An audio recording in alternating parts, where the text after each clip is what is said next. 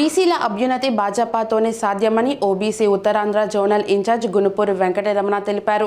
పార్వతీపురం మన్యం జిల్లా కేంద్రంలో మీడియా సమావేశం ఏర్పాటు చేసి మాట్లాడారు. బీసీల అభివృద్ధిని రాష్ట్ర ప్రభుత్వం మరిచిందని, జీరో బడ్జెట్ బీసీ నిధులతో పాలన చేసిన ఘనత జగన్ ప్రభుత్వానికి దక్కుతుందని దుయ్యబట్టారు.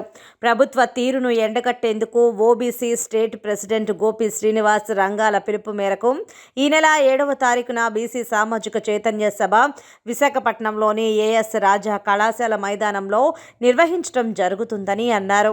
అందులో భాగంగానే ఓబీసీ రా కదలిరా అనే నినాదంతో కరపత్రాలను విడుదల చేసి భాజపా నాయకులని కార్యకర్తలను ఆహ్వానిస్తున్నట్లు తెలిపారు. రేపు విశాఖపట్నంలో ఓబీసీ మోర్చా 50,000 మందితో భారీ బహిరంగ సభ ఏర్పాటు చేస్తుంది.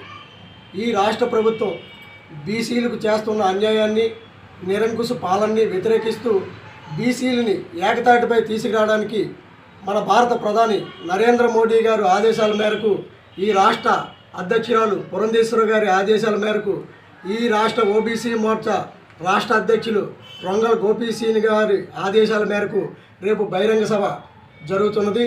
ఈరోజు పార్వతీపురం మన్యం జిల్లా నుంచి మా భారతీయ జనతా పార్టీ నాయకులందరినీ కూడా ఏకతాటిపై తీసుకొచ్చి ఆ సభలో హాజరుపరచవలసిందని నేను వీళ్ళకి ఆహ్వాన పత్రం కోసం బీజేపీ పార్టీ ఓబీసీ మోర్చాలో జోనల్ ఇన్ఛార్జిగా ఉన్న గునుపూరి వెంకటనాయుడు గారు మన పార్వతీపురం మన్యం జిల్లా వచ్చి పాత కొత్త అనకుండా ప్రతి ఒక్కరిని కూడా రేపు 7వ తారీఖుని విశాఖపట్నంలో ఓబీసీ మోర్చా మీటింగ్కి ప్రతి ఒక్కరూ కూడా హాజరు కావాలి.